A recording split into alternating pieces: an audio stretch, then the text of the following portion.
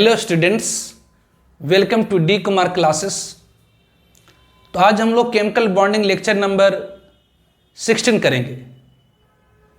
तो पिछले लेक्चर में मैंने आप लोगों को हाइड्रोजन बॉन्ड बताया था। केमिकल बॉन्डिंग में लेक्चर नंबर 15 में मैंने आप लोगों को हाइड्रोजन बॉन्ड के बारे में बताना शुरू किया था।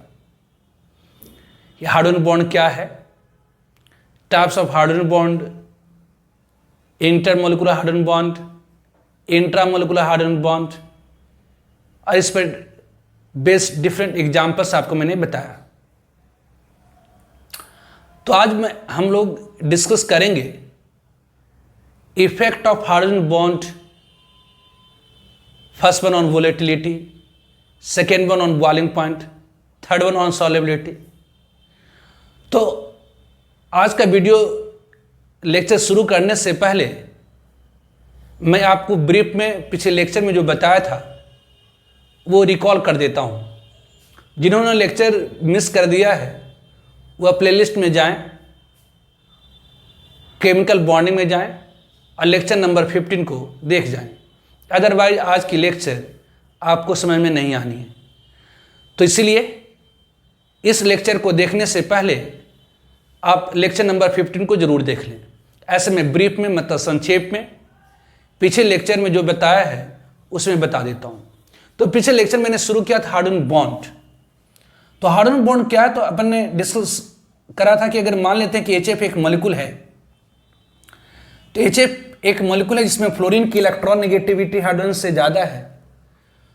तो फ्लोरीन की इलेक्ट्रॉन नेगेटिविटी हाइड्रोजन से ज़्यादा, इसका मतलब ये हुआ कि जो बॉन्डेड पेयर इलेक्ट्रॉन होंगी, मतलब जो शेयरिंग में इलेक्ट्रॉन पेयर होगी, शेयरिंग में किसकी इलेक्ट्रॉन है, तो एक फ्लोरीन की एक हाइड्रोजन की है। तो जो शेयर पे इलेक्ट्रॉन होंगी वो फ्लोरीन की तरफ खिसक जाएंगे, जिसके कारण फ्लोरीन के ऊपर थोड़ी सी नेगेटिव चार्ज और हाइड्रोजन के ऊपर थोड़ी सी पॉजिटिव चार्ज। ऑब्वियसली फ्लोरीन के ऊपर थोड़ी सी नेगेटिव चार्ज और हाइड्रोजन के ऊपर थोड़ी सी पॉजिटिव चार्ज पैदा हो जाएगी। तो इस पॉजिटिव और नेगेटिव के बीच में जो इलेक्ट्रोस्टैटिक अट्रैक्शन होंगी, इस पॉजिटिव और नेगेटिव के बीच में जो इलेक्ट्रोस्टैटिक अट्रैक्शन होंगी, उसी को हम लोग क्या कहते हैं, तो हाइड्रोजन बॉन्ड कहते हैं। तो ये क्या है, तो हाइड्रोजन बॉन्ड, इसी को हम लोग कहते हैं हाइड्रोजन बॉन्ड, जिसे ब्रोकन लाइन से रिप्रेजेंट कर। तो हाइड्रोजन बॉन्ड क्या है, तो electrostatic force of attraction between hydrogen and most electronegative element like fluorine, oxygen and nitrogen is called hydrogen bond. Hydrogen bond क्या है, तो electrostatic force of attraction between hydrogen and most electronegative element like fluorine, oxygen and nitrogen is called hydrogen bond. Hydrogen bond एक big bond होती है जिसकी bond energy 2 kilo calorie पर मोल to 10 kilo calorie पर मोल होती है। ध्यान दीजिए, कैलोरी में बोल रहे हैं, 2 किलो कैलोरी पर मोल टू 10 किलो कैलोरी पर मोल होती है। जबकि कोवलेंट बॉन्ड की जो बॉन्ड एनर्जी होती वो 50 किलो कैलोरी पर मोल टू 100 किलो कैलोरी पर मोल होती है। इस कारण से हम लोग हाइड्रोजन बॉन्ड को एक बिग बॉन्ड की कैटेगरी में रखते हैं। ऑब्वियसली हाइड्रोजन बॉन्ड की जो बॉन्ड एनर्जी होगी वो डिपेंड करेगी इलेक्ट्रॉन नेगेटिविटी ऑफ एटम के ऊपर। मतलब फ्लोरीन के साथ अगर हाइड्रोजन बॉन्ड बनता है तो उसकी बॉन्ड एनर्जी ज़्यादा होगी, ऑक्सीजन के साथ बनता है तो कम होगी, नाइट्रोजन के साथ बनता है तो और कम होगी। फिर मैंने बताया था condition to form hydrogen bond. Hydrogen bond कौन सी कंपाउंड, कौन सी मॉलिक्यूल बना पाएगा, तो वैसे मॉलिक्यूल जिसमें कम से कम एक हाइड्रोजन ऐसी हो जो डायरेक्टली अटैच्ड हो फ्लोरीन, ऑक्सीजन और नाइट्रोजन से, वो हाइड्रोजन बॉन्ड बनाता है। तो वैसे कंपाउंड जिसमें कम से कम एक हाइड्रोजन डायरेक्टली अटैच्ड हो फ्लोरीन, ऑक्सीजन और नाइट्रोजन से, वही हाइड्रोजन बॉन्ड बना पाता है। क्वेश्चन आपको बताया था कि why nitrogen and chlorine have same electron negativity. Nitrogen और क्लोरीन की इलेक्ट्रॉन नेगेटिविटी सेम होती है, लेकिन क्लोरीन हाइड्रोजन बॉन्ड नहीं बना पाता। उसका कारण उसकी साइज, क्लोरीन की साइज लार्ज होती है, जिसके कारण पर यूनिट एरिया जो चार्ज होता है बहुत कम होता है, जिसके कारण वह हाइड्रोजन के ऊपर वेरी बिग इलेक्ट्रोस्टैटिक अट्रैक्शन लगाता है। इतनी कम इलेक्ट्रोस्टैटिक अट्रैक्शन लगाता कि उसकी बॉन्ड एनर्जी 2 किलो कैलोरी पर मोल से कम होती है। इसे हम लोग सिंपल वर्ड में कहते हैं कि नाइट्रोजन और क्लोरीन दोनों की इलेक्ट्रॉन नेगेटिविटी तो सेम है, लेकिन क्लोरीन हाइड्रोजन बॉन्ड नहीं बना पाता। फिर मैंने आपको बताया था 2 टाइप्स ऑफ हाइड्रोजन बॉन्ड, 2 प्रकार के hydrogen bond, that intermolecular hydrogen bond and intramolecular hydrogen bond. Intermolecular hydrogen bond क्या है, तो हाइड्रोजन बॉन्ड बिटवीन 2 और मोर मॉलिक्यूल, दो या उससे ज़्यादा मॉलिक्यूल के बीच में जब इलेक्ट्रोस्टैटिक अट्रैक्शन होती है हाइड्रोजन और इलेक्ट्रोनेगेटिव एटम के ऊपर, तो दो या उससे ज़्यादा मॉलिक्यूल के बीच में अगर हाइड्रोजन बॉन्ड बनती हैं उसे हम कहते हैं इंटरमॉलिक्यूलर हाइड्रोजन बॉन्ड। इसके डिफरेंट एग्जाम्पल्स आपको मैंने बताया था। फिर आपको मैंने बताया था इंट्रामोलिकुलर हाइड्रोजन बॉन्ड। इंट्रा मतलब विद इन, मोलिकुलर मतलब मोलिकुल, इंट्रामोलिकुलर हाइड्रोजन बॉन्ड।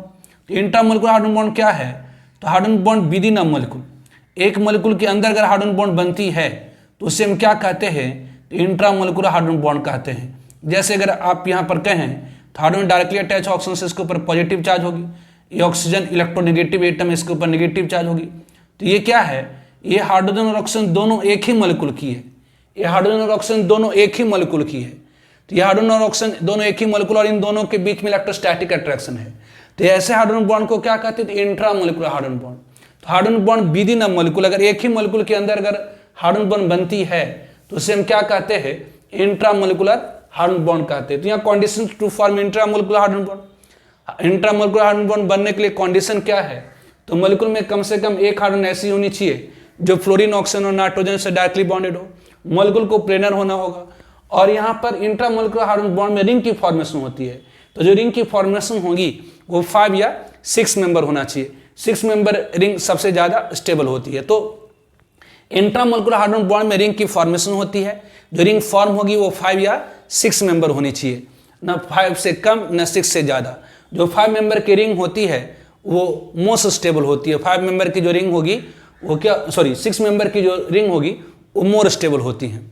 ध्यान दीजिए, इंट्रामोलिकुलर हाइड्रोजन बॉन्ड में रिंग की फॉर्मेशन होती है, इसलिए इसे हम लोग क्या कहते हैं? चैलेशन कहते हैं। तो इतना तक मैंने आपको पिछले लेक्चर में बताया था। आज के लेक्चर में हम लोग शुरू करेंगे effect of hydrogen bond, hydrogen bond की इफेक्ट। तो आज हम लोग डिस्कस करेंगे इफेक्ट ऑफ हाइड्रोजन बॉन्ड। तो ऑब्वियसली इसका डिटेल में देखने के लिए आप जाइए प्लेलिस्ट में, केमिकल बॉन्डिंग लेक्चर नंबर 15 देख जाइए, तब यहां पर आएंगे आप। तो effect of hydrogen bond, effect of hydrogen bond, hydrogen bond की effect, effect of hydrogen bond की effect, effect of hydrogen bond. First one, on volatility of compound, on volatility,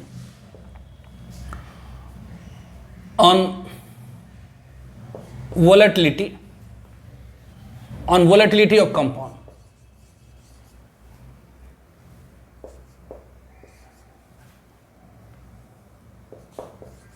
on volatility of compound, on volatility of compound, compound के volatility के ऊपर, on volatility of compound. तो ये volatility क्या होती है? तो एक कंपाउंड के एवापोरेट होने की टेंडेंसी, अगर आपने कोई लिक्विड ले रखी है, यदि कोई लिक्विड है तो इस लिक्विड के अंदर लिक्विड की मॉलिक्यूल एक दूसरे से चिपकी हुई है, और इसे आप वार्म करेंगे, हीट करेंगे, तो इस लिक्विड की मॉलिक्यूल क्या होगी? तो एवापोरेट हो करके इस मॉलिक्यूल की, इस लिक्विड की मॉलिक्यूल अपना बॉन्ड तोड़ करके एवापोरेट होना शुरू होगी, उड़ना शुरू हो जाएंगी। इसी एवापोरेशन की टेंडेंसी को क्या कहते हैं? तो वोलेटिलिटी। तो वोलेटिलिटी क्या है? तो tendency of evaporation, tendency of evaporation, tendency of evaporation of a compound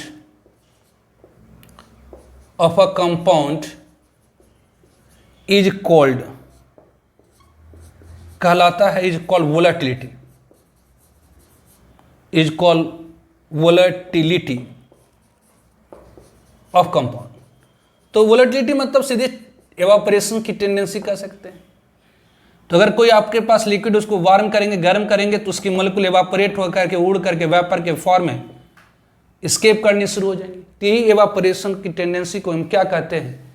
तो वोलेटिलिटी कहते हैं। तो वोलेटिलिटी के ऊपर हाइड्रोजन बॉन्ड की क्या इफेक्ट होती है?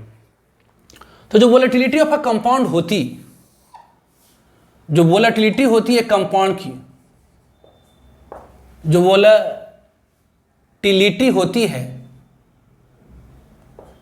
जो वोलेटिलिटी होती है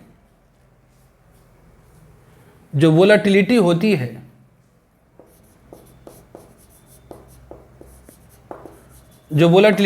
है एक कंपाउंड की, वह इन्वर्सली प्रोपोर्शनल होती है मॉलिक्यूलर मास की। मतलब वैसे कंपाउंड जिसकी मॉलिक्यूलर मास ज़्यादा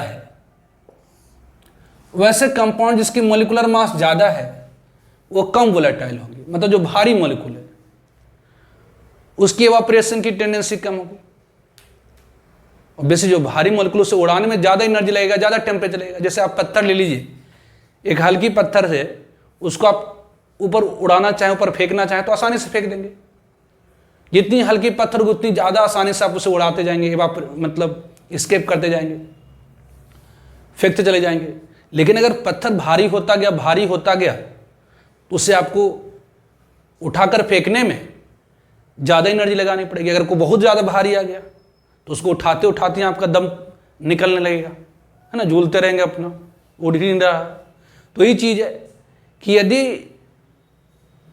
पत्थर जितनी हल्की हो उसे उड़ाना आसान होगा, बिल्कुल उसी तरह से कि वैसे कंपाउंड जिसकी मॉलिक्यूल जितनी हल्की होगी उसे एवापोरेट करना उतना आसान होगा। जितनी मॉलिक्यूल भारी होगा, जितनी ज़्यादा मॉलिक्यूलर मास होगी कंपाउंड की, उसे एवापोरेट करना उतना ज़्यादा डिफिकल्ट होता चला जाएगा। मतलब जो वोलेटिलिटी ऑफ कंपाउंड है वो इन्वर्सली प्रोपोर्शनल होती है किसके? तो मॉलिक्यूलर वेट के। मतलब मॉलिक्यूलर मास कम, वोलेटिलिटी ज़्यादा। जितनी ज़्यादा मॉलिक्यूलर मास, वोलेटिलिटी उतनी कम।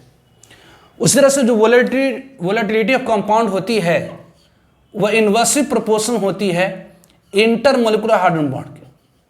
इंटरमॉलिक्यूलर हाइड्रोजन बॉन्ड की जो वोलेटिलिटी ऑफ कंपाउंड है इन्वर्सली प्रोपोर्शनल होती है इंटरमॉलिक्यूलर हाइड्रोजन बॉन्ड के। इंटरमॉलिक्यूलर हाइड्रोजन बॉन्ड में क्या होता है? तो एक मॉलिक्यूल दूसरे से, दूसरा तीसरे से, तीसरे चौथा से चिपका होता है। तो अगर बहुत सारी मॉलिक्यूल आपस में चिपक गई तो उसे एवापोरेट करने में, मतलब उसे उड़ाने में हमें ज़्यादा एनर्जी लगाना पड़ेगा, ज़्यादा टेम्परेचर लगाना पड़ेगा। बिल्कुल वही है कि अगर एक छोटा सा पत्थर है उसको आप आसानी से उड़ा देंगे, लेकिन एक पत्थर से बहुत सारी पत्थर चिपक गई तो अगर आप उसे उड़ाना चाहते हैं तो आपको ज़्यादा एनर्जी लगानी पड़ेगी। तो इंटरमॉलिक्यूलर हाइड्रोजन बॉन्ड में क्या होता है? तो एक मॉलिक्यूल दूसरे से, दूसरे तीसरे से आपस में चिपक जाती हैं इलेक्ट्रोस्टैटिक अट्रैक्शन के कारण। तो अगर आप उस मॉलिक्यूल को एवापोरेट करना चाहते, उड़ाना चाहते तो आपको ज़्यादा एनर्जी लगानी पड़ेगी। मतलब जितनी ज़्यादा इंटरमॉलिक्यूलर हाइड्रोजन बॉन्ड होगी उस कंपाउंड की वोलेटिलिटी उतनी कम होगी,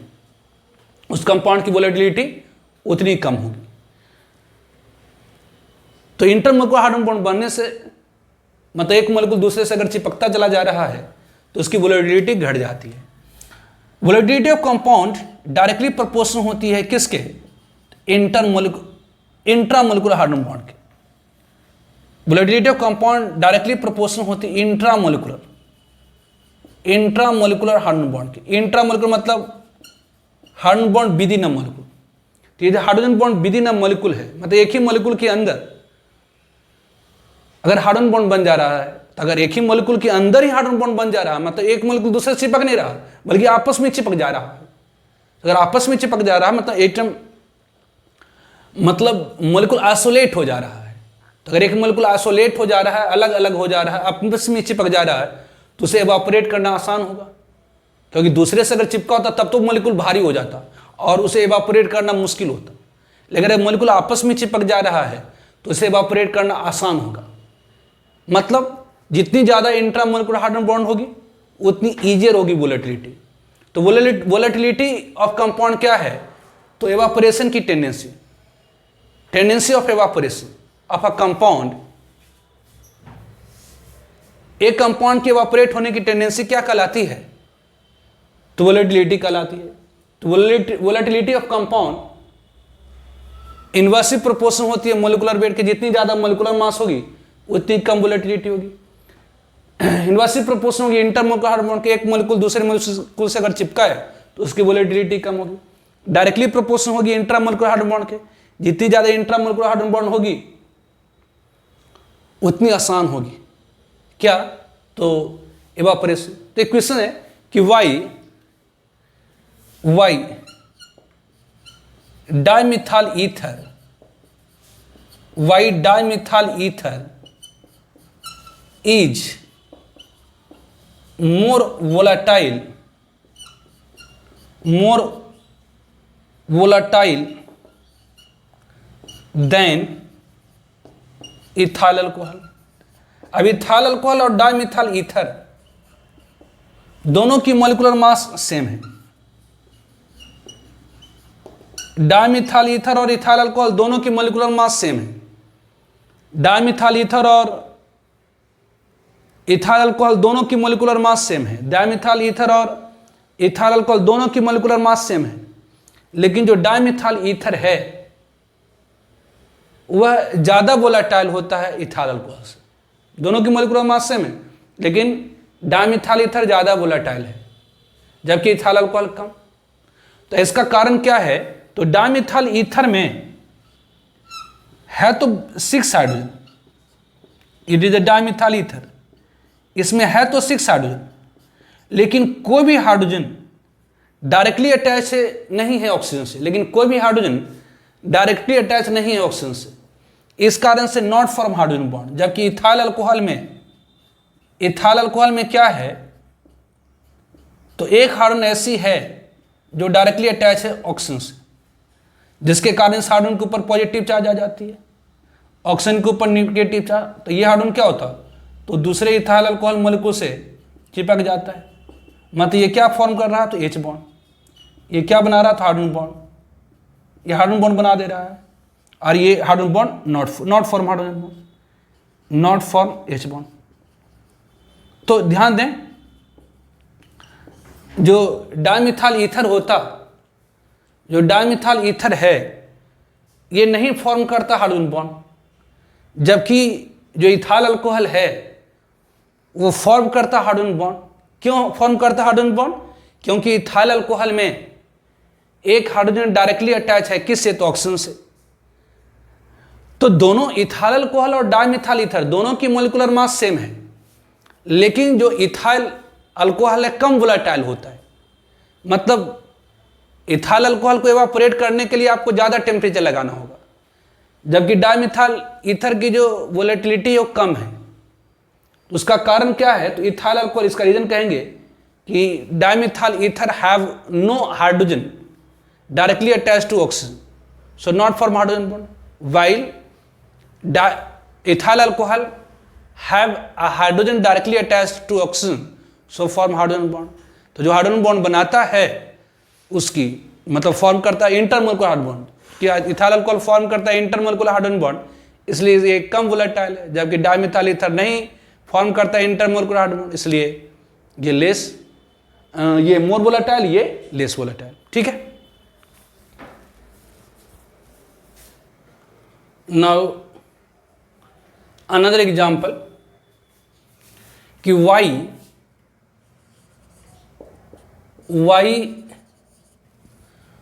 orthonitrophenol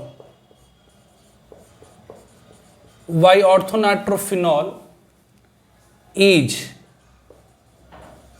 more volatile than paranitrophenol। क्यों? ऑर्थोनाइट्रोफिनॉल मोर वोलेटाइल होता है पारानाइट्रोफिनॉल से। तो ऑर्थोनाइट्रोफिनॉल मतलब C6H5, ये कि ऑर्थोनाइट्रोफिनॉल मतलब अगल बगल पोजीशन पर नाइट्रो ग्रुप और phenyl group, OH group, it is orthonitrophenol. Phenol में बगल वाले पोजीशन पर क्या है? तो NO2 ग्रुप है। तो यहां पर हाइड्रोजन डायरेक्टली अटैच है ऑक्सीजन से, oxygen second most electronegative element है, ये पाई बॉन्ड बना रखे से नेगेटिव चार्ज है, तो इस पॉजिटिव नेगेटिव की इलेक्ट्रोस्टैटिक अट्रैक्शन। तो ये हाइड्रोजन और ऑक्सीजन एक दूसरे से चिपक गया, मतलब यहां फॉर्म हो रही है क्या? Intramolecular hydrogen bond, intramolecular H bond. जबकि पारानाइट्रोफिनॉल, ये पारानाइट्रोफिनॉल क्या है? तो यदि फिनॉल के पारा पोजीशन पर NO2 ग्रुप होगी फिनॉल के पारा पोजीशन पर अगर NO2 ग्रुप होगी, नाइट्रो ग्रुप होगी, तो ये क्या करेगा, दिस वन, ये क्या करेगा, हाइड्रोजन बॉन्ड बनाएगा। दिस वन, ये कौन सी हाइड्रोजन बॉन्ड होगी, इंटर मोलिकुलर हाइड्रोजन बॉन्ड। ये क्या है, इंटर मोलिकुलर H बॉन्ड है। तो जो ऑर्थोनाइट्रोफिनॉल है वो फॉर्म कर रहा है इंटरमोलिकुलर हाइड्रोजन बॉन्ड, और जो पारानाइट्रोफिनॉल है वो फॉर्म कर रहा है इंटरमोलिकुलर हाइड्रोजन बॉन्ड। तो आपने पढ़ा है कि जो वोलेटिलिटी होती है, जो वोलेटिलिटी होती है वह डायरेक्टली प्रोपोर्शनल होती है इंट्रामोलिकुलर हाइड्रोजन बॉन्ड। मतलब जो ज़्यादा जो इंट्रामोलिकुलर हाइड्रोजन बॉन्ड बनाएगा वो मोर वोलेटाइल होगा। दोनों की मोलिकुलर मास सेम है, ऑर्थोनाइट्रोफिनॉल और पारानाइट्रोफिनॉल दोनों की मोलिकुलर मास सेम है, लेकिन ऑर्थोनाइट्रोफिनॉल फॉर्म कर रहा क्या, तो इंट्रामोलिकुलर हाइड्रोजन बॉन्ड, इससे ये मोर वोलेटाइल होता है। तो जो वोलेटिलिटी डायरेक्टली प्रोपोर्शनल होती है इंट्रामोलिकुलर हाइड्रोजन बॉन्ड के, और इनवर्सली प्रोपोर्शनल होती है इंटरमोलिकुलर हाइड्रोजन बॉन्ड के। तो ऑब्वियसली आप कह सकते हैं कि जो पारानाइट्रोफिनॉल है वो फॉर्म करता है इंटरमोलिकुलर हाइड्रोजन बॉन्ड। तो पारानाइट्रोफिनॉल फॉर्म करता है इंटरमोलिकुलर हाइड्रोजन बॉन्ड, पारानाइट्रोफिनॉल फॉर्म करता है इंटरमोलिकुलर हाइड्रोजन बॉन्ड, इसलिए क्या है, तो लेस वोलेटाइल है। जो पारानाइट्रोफिनॉल है वो फॉर्म करता है इंटरमोलिकुलर हाइड्रोजन बॉन्ड, इस कारण से एक मोलिकुल दूसरे मोलिकुल से चिपक गया, दूसरा तीसरे से चिपक जाएगा। तीसरा से अगर मोलिकुल आपस में चिपक गया तो उसके इवापोरेशन की टेंडेंसी कम होगी, लेकिन अगर मोलिकुल अपने आप में चिपका हुआ, अपने आप अलग थलग है, तो उसकी इवापोरेशन ज़्यादा होगी। तो याद रखेंगे कि जो ऑर्थोनाइट्रोफिनॉल हो गया है ना, ऑर्थोसैलिसाइलिक एसिड हो गया, ऑर्थोसैलिसाइल्डिहाइड हो गया, इन सब ज़्यादा वोलेटाइल होता है। किसे, तो पारा फॉर्म से। तो ऑर्थो ज़्यादा वोलेटाइल है पारा से, उसका कारण क्या है, तो ऑर्थो फॉर्म करता है इंट्रामोलिकुलर हाइड्रोजन बॉन्ड, जबकि पारा फॉर्म करता है इंटरमोलिकुलर हाइड्रोजन बॉन्ड। ठीक है। Now second one, effect of hydrogen bond on boiling point. The effect of hydrogen bond on boiling point, on boiling point, the effect of hydrogen bond on boiling point, effect of hydrogen bond on boiling point, boiling point के ऊपर hydrogen bond की effect.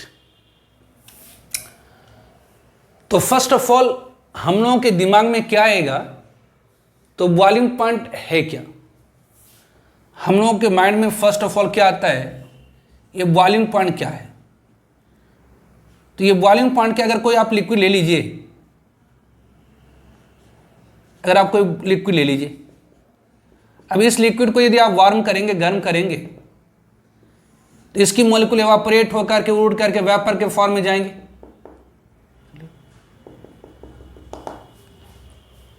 तो अगर आप कोई liquid ले लेते हैं और उसको वार्म कर देंगे तो इसकी मॉलिक्यूल एवापोरेट करके उड़ करके वेपर के फॉर्म में, गैस के फॉर्म में आएंगे। जैसे अगर मान लेते हैं यहाँ पर H2 है, H2 यहाँ पर लिक्विड फॉर्म है, मतलब H2 लिक्विड फॉर्म है, जबकि H2 यहाँ पर क्या है, तो वेपर फॉर्म है। तो कोई भी सब्सटेंस ले लीजिए, ये लिक्विड है, ये इसका क्या है, तो वेपर फॉर्म है। तो अगर आपने कोई लिक्विड ले लिया, जैसे आप यहाँ पर अल्कोहल ले लीजिए, बेंजीन ले लीजिए, टॉलिन ले लीजिए, कुछ भी ले लीजिए, वाटर ले लीजिए, उसको वार्म करेंगे तो इसकी मॉलिक्यूल एवापोरेट करके उड़ करके वेपर के फॉर्म में जमा होगी। वेपर मतलब गैस फॉर्म। अब ये वेपर क्या करेगा, ये प्रेशर लगाएगा। ये वेपर क्या करेगा, तो लिक्विड सरफेसेस के ऊपर प्रेशर लगाएगा। उस प्रेशर को कहते हैं वेपर प्रेशर। तो जैसे जैसे आप इस लिक्विड का टेम्परेचर बढ़ाते जाएंगे, मोर नंबर ऑफ मॉलिक्यूल एवापोरेट होकर के यहां पर आएंगे, वेपर प्रेशर बढ़ता जाएगा। जैसे जैसे इस लिक्विड की टेम्परेचर को आप इंक्रीज करेंगे, मोर नंबर ऑफ मॉलिक्यूल एवापोरेट होकर के यहां पर आएंगी, मतलब वेपर बढ़ती जाएंगी, मतलब वेपर प्रेशर बढ़ता जाएगा। अगर इस लिक्विड का टेम्परेचर बढ़ाएंगे तो मोर नंबर ऑफ मॉलिक्यूल एवापोरेट होकर के यहां पर आएंगी, मतलब वेपर बढ़ता जाएगा, मतलब वेपर प्रेशर बढ़ते जाएंगे। तो टेम्परेचर बढ़ाने से वेपर प्रेशर इंक्रीज करते जाएंगे, टेम्परेचर बढ़ाने से वेपर प्रेशर इंक्रीज करेंगे। एक ऐसा टेम्परेचर आएगा जब वेपर प्रेशर एटमॉस्फेरिक प्रेशर के बराबर हो जाएंगी, उस टेम्परेचर को कहा जाता है बॉइलिंग टेम्परेचर। तो व्हाट इज बॉइलिंग पॉइंट क्या है? तो temperature at which vapour pressure will equal to atmospheric pressure. तो आपको मैंने बताया था इसे बॉइलिंग पॉइंट क्या है? तो टेम्परेचर है, टेम्परेचर एट विच,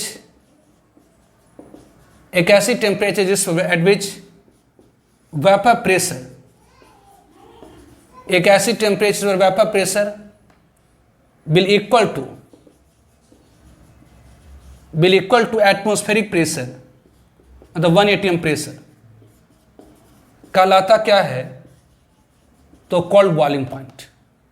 ये बॉइलिंग पॉइंट क्या है? तो एक ऐसी टेम्परेचर जिस पर वेपर प्रेशर इक्वल हो जाती है एटमॉस्फेरिक प्रेशर के, that is called boiling point. जैसे अगर वाटर लेंगे तो वाटर का टेम्परेचर बढ़ाते जाइएगा, जब उसकी टेम्परेचर 100 डिग्री सेल्सियस हो जाएंगी, उसमें वाटर की जो वेपर प्रेशर होगी वो एटमॉस्फेरिक प्रेशर के बराबर हो जाएंगी। तो बॉइलिंग पॉइंट क्या है? तो एक टेम्परेचर है जिस पर वेपर प्रेशर एटमॉस्फेरिक प्रेशर के बराबर हो जाए। बॉइलिंग पॉइंट क्या है? तो temperature at which vapour pressure will equal to atmospheric pressure, एक ऐसी टेम्परेचर जिस पर वेपर प्रेशर एटमॉस्फेरिक प्रेशर के बराबर हो जाती है, that is called boiling point. अगर देखिए जो बॉइलिंग पॉइंट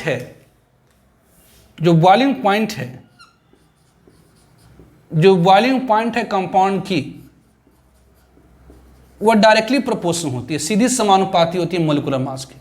ऑब्वियस है कि यदि कंपाउंड की मोलिकुलर मास ज्यादा हुई,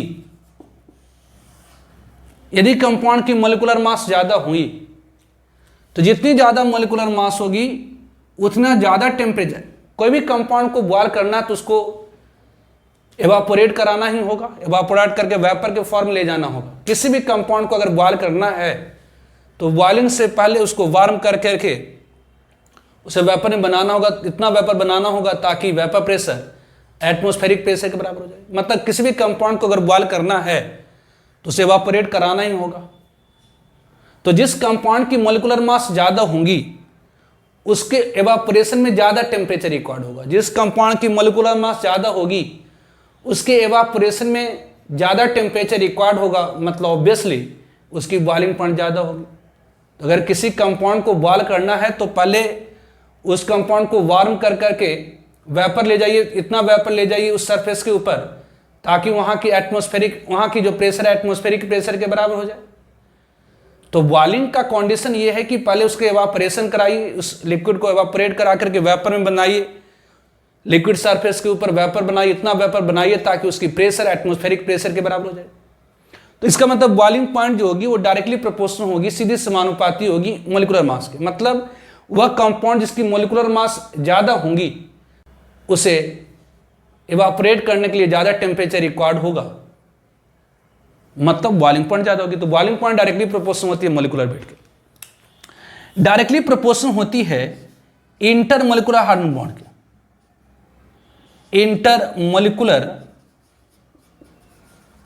H बॉन्ड के, हार्डन बॉन्ड के जो बॉइलिंग पॉइंट होती है डायरेक्टली प्रोपोर्शनल होती है इंटरमोलिकुलर हार्डन बॉन्ड के। ऑब्वियस है कि यदि एक मॉलिक्यूल दूसरे मॉलिक्यूल से अगर चिपका हुआ है, तो अगर एक मॉलिक्यूल दूसरे मॉलिक्यूल से चिपका हुआ है तो उस मॉलिक्यूल को एवापोरेट करने से पहले जो बॉन्ड बना हुआ है, मतलब एक मॉलिक्यूल दूसरे मॉलिक्यूल से चिपक करके जो बॉन्ड बना दिया है उस बॉन्ड को आपको तोड़ना होगा।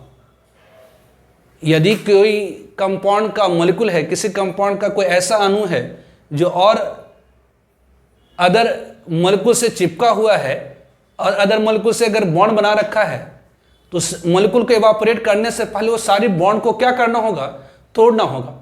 तो उस बॉन्ड को तोड़ने में आपको एनर्जी चली जाएंगी।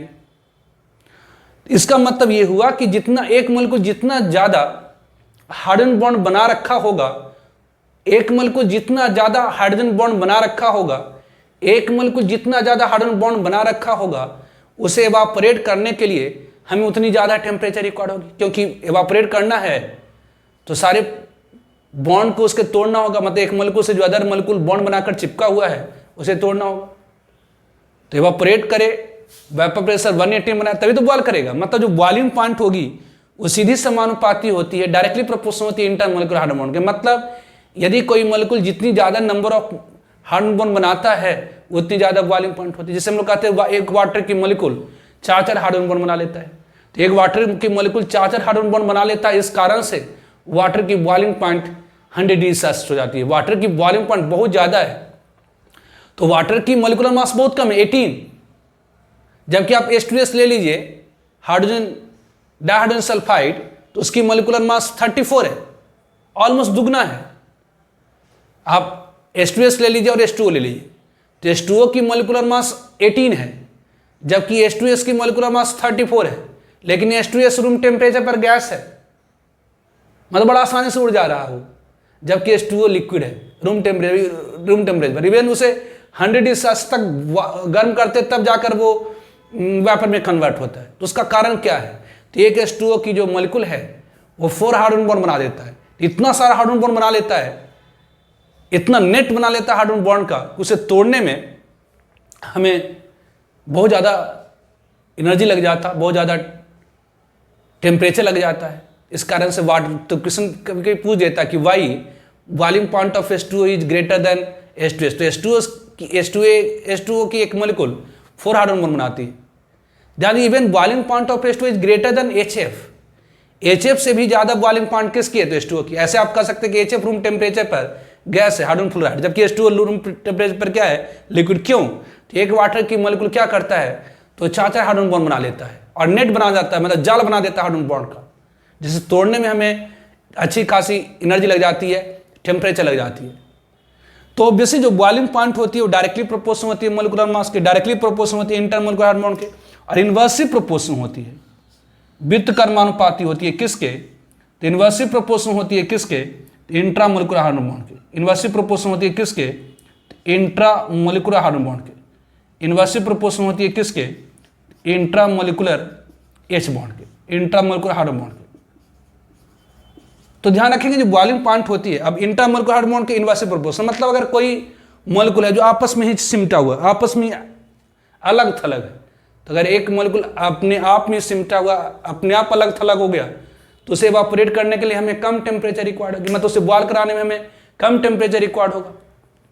तो ध्यान रखेंगे जो बॉइलिंग पॉइंट होती है कंपाउंड की, वो डायरेक्टली प्रोपोर्शनल होती है मॉलिक्यूलर वेट के, डायरेक्टली प्रोपोर्शनल होती है इंटरमोलिकुलर हाइड्रोजन बॉन्ड के, और डायरेक्टली प्रोपोर्शनल इनवर्सली प्रोपोर्शनल होती है इंट्रामोलिकुलर हाइड्रोजन बॉन्ड के। तो what is boiling point? Boiling point क्या है?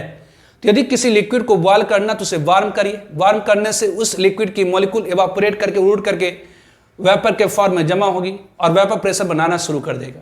तो एक ऐसी टेम्परेचर जब वेपर प्रेशर एटमॉस्फेरिक प्रेशर के बराबर हो जाती है, एक ऐसी टेम्परेचर पर वेपर प्रेशर एटमॉस्फेरिक प्रेशर के बराबर हो जाती, that is called boiling point. तो बॉइलिंग पॉइंट क्या है? तो टेम्परेचर, एक ऐसी टेम्परेचर जिस पर वेपर प्रेशर एटमॉस्फेरिक प्रेशर के बराबर हो जाती हैं, that is called boiling point. Boiling point directly proportional होगी मॉलिक्यूलर वेट के, डायरेक्टली प्रोपोर्शनल होती है इंटरमोलिकुलर हाइड्रोजन बॉन्ड के, और इनवर्सली प्रोपोर्शनल होती है इंट्रामोलिकुलर हाइड्रोजन बॉन्ड के। तो इससे बेसिकली समझना है, रटना थोड़ी है, इसे सब कुछ समझना है कि आखिर क्या हो रहा।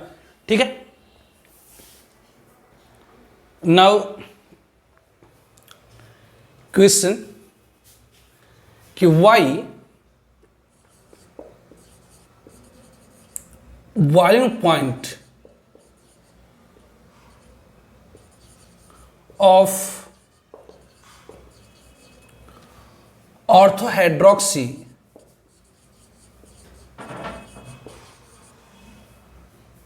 एक ही पारा हाइड्रोक्सी बेंजोइक एसिड, ये orthohydroxy benzoic acid is lesser than para hydroxy benzoic acid.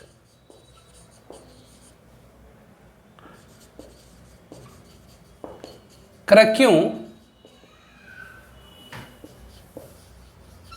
Boiling point orthohydroxy benzoic acid की कम होती है पारा हाइड्रोक्सी बेंजोइक। उसका रीजन अभी बताया मैंने कि जो ऑर्थोहाइड्रोक्सी बेंजोइक एसिड होगी वो फॉर्म करेगा इंट्रामोलिकुलर हाइड्रोजन बॉन्ड। ये ऑर्थोहाइड्रोक्सी बेंजोइक एसिड है, COOH। हाइड्रोजन डायरेक्टली ऑक्सीजन से, इसलिए पॉजिटिव चार्ज, निगेटिव चार्ज, यहाँ निगेटिव चार्ज, तो इस पॉजिटिव निगेटिव के बीच में इलेक्ट्रोस्टैटिक अट्रैक्शन होगी। तो ये क्या हो गई, इंट्रामोलिकुलर हाइड्रोजन बॉन्ड। तो ये क्या कर रहा है, तो ये फॉर्म कर रहा है intramolecular hydrogen bond, intramolecular H bond. तो ऑर्थो हाइड्रोक्सी बेंजोइक एसिड क्या कर रहा, तो फॉर्म करा इंट्रामोलिकुलर हाइड्रोजन बॉन्ड, जबकि पाराहाइड्रोक्सी बेंजोइक एसिड, जबकि पाराहाइड्रोक्सी बेंजोइक एसिड, जो पाराहाइड्रोक्सी बेंजोइक एसिड है, ये फॉर्म करता है, ये फॉर्म करता, जो पाराहाइड्रोक्सी बेंजोइक एसिड है, ये फॉर्म कर रहा है, जो पाराहाइड्रोक्सी बेंजोइक एसिड होती है, ये क्या करता है, तो ये फॉर्म करता इंटरमोलिकुलर हाइड्रोजन बॉन्ड। ये तो ये क्या, एक मॉलिक्यूल दूसरे मॉलिक्यूल से चिपक रहा, तो ये क्या फॉर्म हुआ, तो इंटरमोलिकुलर। ये क्या हुई, इंटरमोलिकुलर H बॉन्ड। तो क्वेश्चन है कि why volume point of ortho hydroxy benzoic acid is lesser than para hydroxy benzoic acid, या कि पाराहाइड्रोक्सी, उल्टा करके भी कह सकते हैं कि पाराहाइड्रोक्सी बेंजोइक एसिड की, ये क्या है, तो पाराहाइड्रोक्सी बेंजोइक एसिड है, तो पाराहाइड्रोक्सी बेंजोइक एसिड की बॉइलिंग पॉइंट ज़्यादा होती है ऑर्थो हाइड्रोक्सी बेंजोइक एसिड से। क्यों, क्योंकि ortho hydroxy benzoic acid form करता है इंट्रामोलिकुलर बॉन्ड, ये और पाराहाइड्रोक्सी बेंजोइक एसिड नहीं फॉर्म करता इंट्रामोलिकुलर, ये इंटर फॉर्म करता है। कि क्यों इंट्रा क्यों नहीं फॉर्म करता, क्योंकि ये ऑब्वियसली ये ऑक्सीजन या हाइड्रोजन के बीच की दूरी इतना ज़्यादा है कि इन दोनों के बीच में लगने वाला जो इलेक्ट्रोस्टैटिक अट्रैक्शन होगा वो नहीं के बराबर होगा, जीरो होगा। मतलब ये इंट्रामोलिकुलर हाइड्रोजन बॉन्ड नहीं बना सकता। कि क्यों नहीं बना सकता, तो ज्योमेट्रिकली पॉसिबल नहीं कि नहीं, हम बना देंगे तो यहाँ पर ऑक्सीजन हाइड्रोजन को अगर ले लीजिए कितना मेंबर का रिंग बन जाएगा, तो 1 2 3 4 5 6 7 8, संभव ही नहीं। तो ज्योमेट्रिकली पाराहाइड्रोक्सी बेंजोइक एसिड में इंट्रामोलिकुलर हाइड्रोजन बॉन्ड नहीं संभव है, बल्कि क्या संभव है, तो इंटरमोलिकुलर हाइड्रोजन बॉन्ड। मतलब एक मॉलिक्यूल दूसरे से चिपक जाएगा, तो अगर चिपक गया तो ऑब्वियसली इसकी बॉइलिंग पॉइंट ज्यादा हो जाएगी। तो पाराहाइड्रोक्सी बेंजोइक एसिड की बॉइलिंग पॉइंट ज्यादा होती है। क्यों, क्योंकि ये फॉर्म करता है इंटरमोलिकुलर हाइड्रोजन बॉन्ड, ये फॉर्म करता है इंट्रामोलिकुलर, या कि जो बॉइलिंग पॉइंट होती है ऑर्थो हाइड्रोक्सी बेंजोइक एसिड की कम होती है।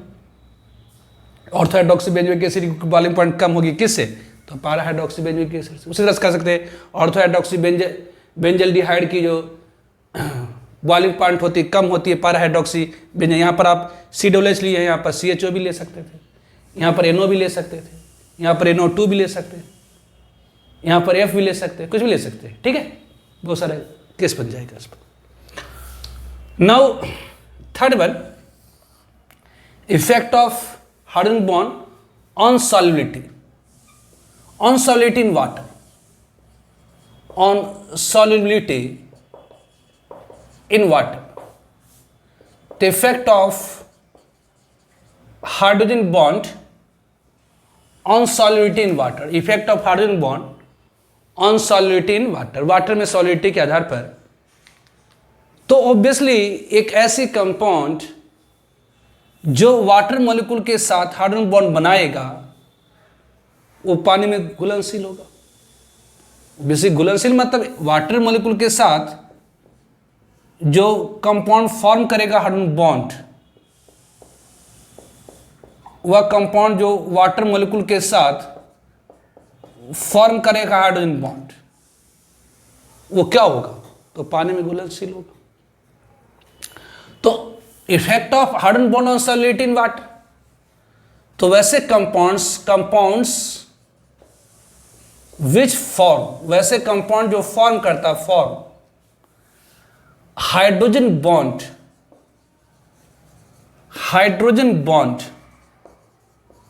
विथ वाटर मॉलिक्यूल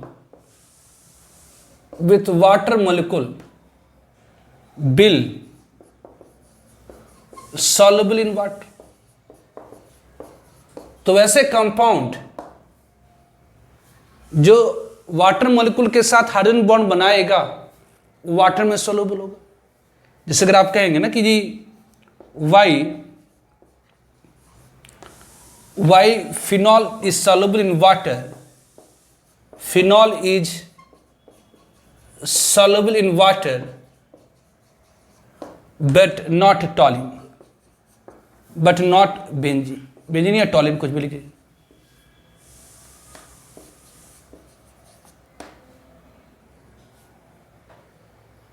तो फिनॉल क्यों सॉल्युबल है वाटर के अंदर?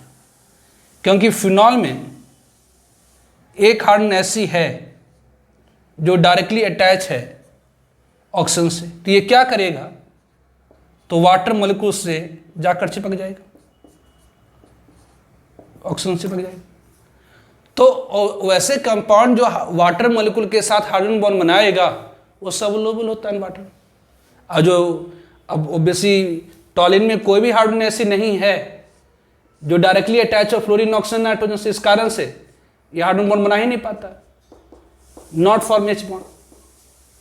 तो ये अगर एच बॉन्ड नहीं बनाएगा तो ऑब्वियसली इनसॉल्युबल होगी, पानी में घुलनशील नहीं होगी। ठीक है,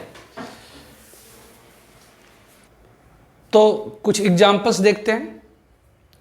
एग्जाम्पल फर्स्ट, आईडी 2007 में पूछा है, ये सन मतलब स्टेटमेंट 1 है, स्टेटमेंट 2 है, असर्शन रीजन टाइप का है। Para hydroxy benzoic acid has higher boiling point than ortho hydroxy benzoic acid. Para hydroxy benzoic acid की बॉइलिंग पॉइंट ज़्यादा होती है ऑर्थो हाइड्रोक्सी बेंजोइक एसिड से। तो अभी जस्ट आपने देखा कि पारा हाइड्रोक्सी बेंजोइक एसिड क्या फॉर्म कर रहा था, तो इंटरमोलिकुलर हाइड्रोजन बॉन्ड, जबकि ऑर्थो सब्स्टिट्यूएंट जो ऑर्थो हाइड्रोक्सी बेंजोइक एसिड हो या ऑर्थो हाइड्रोक्सी बेंजल्डिहाइड हो या ऑर्थो हाइड्रोक्सी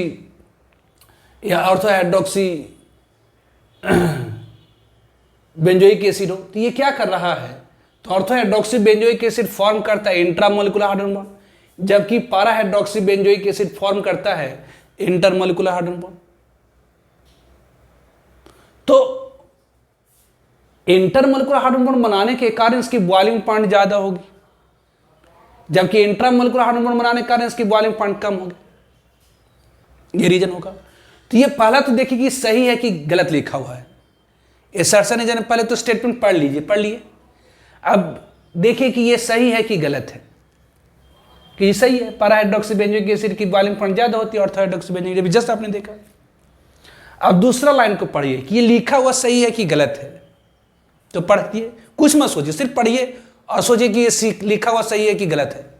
पहले इस लाइन को हमने पढ़ा और इस स्टेटमेंट को मतलब इस कथन को हमने पढ़ा और पढ़ करके सोचे कि क्या लिखी हुई चीजें सही हैं, तो हाँ सही है। अब भूल गए ये सही है लिखा हुआ। अब इसको पढ़ते और देखते कि ये लिखा हुआ सही है कि गलत है। Ortho hydroxy benzoic acid has intramolecular hydrogen bond. अब सोचिए क्या सही लिखा हुआ कि गलत लिखा हुआ है। कहेंगे जी ortho hydroxy benzoic acid form करता है इंट्रामोलिकुलर हाइड्रोजन बॉन्ड, तो सही है। Ortho hydroxy benzoic acid form करता है इंट्रामोलिकुलर हाइड्रोजन बॉन्ड, जबकि पारा हाइड्रोक्सी बेंजोइक एसिड फॉर्म करता है इंटरमोलिकुलर। तो पहले तो ये देखिए लिखी हुई चीज सही है कि गलत है। ये सही है, ऑर्थो हाइड्रोक्सी बेंजोइक एसिड क्या फॉर्म करता है इंट्रामोलिकुलर हाइड्रोजन बॉन्ड। अब दोनों को कोरिलेट करिए, तो स्टेटमेंट 1 भी आपका सही है, स्टेटमेंट 2 भी सही है। अब इसे आप क्वेश्चन बना दिए, इसका आंसर बना दिए। क्या इस क्वेश्चन का आंसर ये है, para hydroxy benzoic acid has higher boiling point than ortho benzoic acid? Yes. इसका आंसर क्या होगा, तो पारा हाइड्रोक्सी बेंजोइक एसिड का बॉइलिंग पॉइंट ज्यादा इसलिए होता है कि फॉर्म करता है इंटरमोलिकुलर हाइड्रोजन बॉन्ड, ये फॉर्म करता है इंट्रामोलिकुलर हाइड्रोजन बॉन्ड। तो ये सही है कि इंट्रामोलिकुलर हाइड्रोजन बॉन्ड बना देता है, इसलिए इसकी बॉइलिंग पॉइंट कम हो गई, इसकी ज्यादा हो गई। तो ये सर्टन रीजन के क्वेश्चंस में ही देखना होता है, कुछ नहीं सोचिए। पहले आप देखिए जो पहला स्टेटमेंट लिखा हुआ है, असर्शन जो लिखा हुआ है, स्टेटमेंट 1 जो लिखा हुआ है वो सही है कि नहीं, सही है। अब कुछ मत, अब उसे भूल जाइए। फिर दूसरे स्टेटमेंट को देखिए, क्या वो लिखा हुआ सही है? हाँ सही है। तो ये भी लिखा हुआ सही है, ये भी लिखा हो तो दोनों एस वन भी ट्रू एस टू भी ट्रू। अब दोनों को कोरिलेट करिए, इससे क्वेश्चन बना दीजिए, इसका आंसर बना दीजिए। क्या इस क्वेश्चन का आंसर ये है? कहाँ है? और पारा हाइड्रोक्सी बेंजोइक एसिड की बॉइलिंग पॉइंट ज़्यादा इसलिए होती है क्योंकि वो फॉर्म करता है इंटरमोलकुलर हार्मोन, और ये फॉर्म कर देता है इंट्रामोलकुलर। तो ऑर्थो हाइड्रोक्सी बेंजोइक एसिड की बॉइलिंग पॉइंट इससे क्यों कम गई? इससे कम गई क्योंकि वो फॉर्म कर लिया क्या? इंट्रामोलकुलर हार्मोन। मतलब स्टेटमेंट 1 भी सही है, स्टेटमेंट 2 भी सही है, और स्टेटमेंट 2 करेक्ट एक्सप्लेनेशन है किसकी? स्टेटमेंट 1 की। Another example, can identify correct order of boiling point of following compounds. करिए सारे कंपाउंड्स की बॉइलिंग पॉइंट का ऑर्डर बताइए। तो अभी जस्ट मैंने आपको बताया था कि जो बॉइलिंग पॉइंट होती है, जो बॉइलिंग पॉइंट होती है वो डायरेक्टली प्रोपोर्शनल होती है मोलिकुलर वेट के, डायरेक्टली प्रोपोर्शनल होती है इंटरमोलिकुलर एच बॉन्ड के, और डायरेक्टली प्रोपोर्शनल इनवर्सली प्रोपोर्शनल होती है इंट्रामोलिकुलर हार्मोन बॉन्ड के, इनवर्सली प्रोपोर्शनल होती है इंट्रामोलिकुलर हार्मोन बॉन्ड के। तो यहां पर अगर आप देखें कि सबसे ज्यादा मोलिकुलर मास किसकी है, पहले देखिए हाइड्रोजन बॉन्ड कौन बना रहेगा? इंट्रा तो हो गया ही नहीं इसमें। इंट्रा बनाने के लिए साइक्लिक बनना चाहिए कंपाउंड, तो इसमें तो कहीं पर होगा ही नहीं। तो इंट्रा तो आप इसको स्टेट तो हटा ही दीजिए, इसका यूज ही नहीं यहां पर है। अब देखिए ये इंटरमोलिकुलर हार्मोन बनाएगा, तो करें हाँ, क्यों? क्योंकि हाइड्रोजन डायरेक्टली अटैच ऑक्सीजन से, इससे इंटरमोलिकुलर हार्मोन बनाएगा। ये इंटरमोलिकुलर हार्मोन बनाएगा, यस, क्योंकि इंटरमोलिकुलर हार्मोन बनाने के लिए कंडीशन क्या है? तो मोलिक्यूल के पास कम से कम एक हाइड्रोजन ऐसी हो जो डायरेक्टली अटैच है ऑक्सीजन से। अब इंट्रामोल में तो होता है कि मोलिक्यूल के पास एक हाइड्रोजन ऐसी हो जो डायरेक्टली अटैच हो फ्लोरीन, ऑक्सीजन और नाइट्रोजन से, प्लेनर हो, रिंग की फॉर्मेशन करता हो, और वो रिंग 5 और 6 मेंबर हो। तो यहाँ तो रिंग का चक्कर ही नहीं है, मतलब इंटरमोलिकुलर हार्मोन का चक्कर ही नहीं है। मतलब सिंपल ये इंटरमोलिकुलर हार्मोन बनाएगा क्योंकि हाइड्रोजन डायरेक्टली अटैच है ऑक्सीजन से, ये भी इंटरमोलिकुलर हार्मोन बनाएगा, ये मतलब तीनों हार्मोन बनाएगा। लो, तो हाइड्रोजन बॉन्ड से आपका तो तीनों बनाएगा, तो हाइड्रोजन बॉन्ड का कॉन्सेप्ट क्या यूज करें? अब सीधे करते हैं कि अब जरा देखिए, अब सब मोलिकुलर मास देखेंगे तो थर्ड की मोलिकुलर मास सबसे ज्यादा है। क्यों? क्योंकि यहाँ 2-2 ऑक्सीजन है। देखिए इसमें कितना, 1 2 3 4 5 कार्बन 2 ऑक्सीजन है, जबकि इसमें क्या है? तो 4 ही कार्बन 2 ऑक्सीजन है, और इसमें 4 कार्बन और 1 ऑक्सीजन है। तो सबसे ज्यादा मोलिकुलर मास किसकी? तो थर्ड की। उसके बाद किसकी है? तो सेकेंड की। उसके बाद किसकी है? तो फर्स्ट की। मतलब बॉइलिंग पॉइंट थर्ड की ज्यादा होगी, सेकेंड से ज्यादा होगी फर्स्ट। दिस, तो जिसकी मोलिकुलर मास ज्यादा उसकी बॉइलिंग पॉइंट ज्यादा। ठीक है। Now another example, arrange the following compounds in the order of decreasing boiling point. करें सारे कंपाउंड को अरेंज करिए डिक्रीजिंग बॉइलिंग पॉइंट के ऑर्डर में। तो सॉल्यूशन, अब देखिए यहां पर first one is the hydroxy benzene. First one क्या है? हाइड्रोक्सी बेंजीन, मतलब C6H5OH है, C6H5OH। Second one is the ortho dihydroxy benzene. तो second one is the ortho dihydroxy benzene, it is the ortho dihydroxybenzene. Second one is the ortho dihydroxybenzene.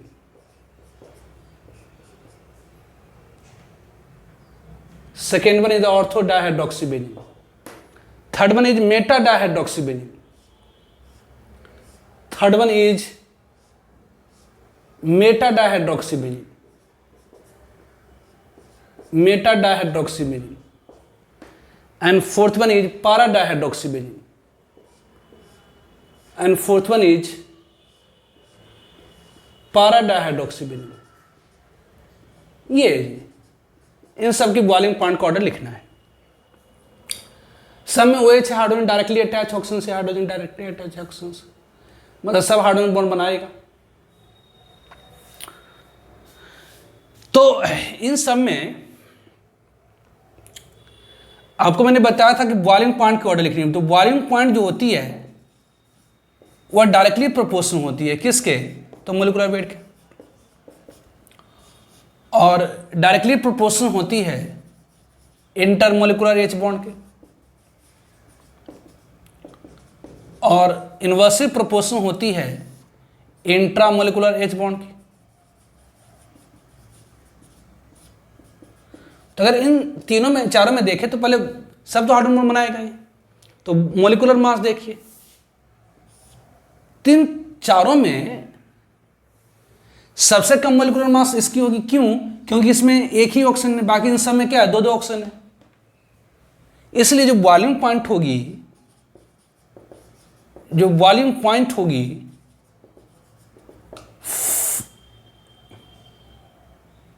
Second, third और fourth की ज्यादा होगी किस से? तो फर्स्ट से। क्यों?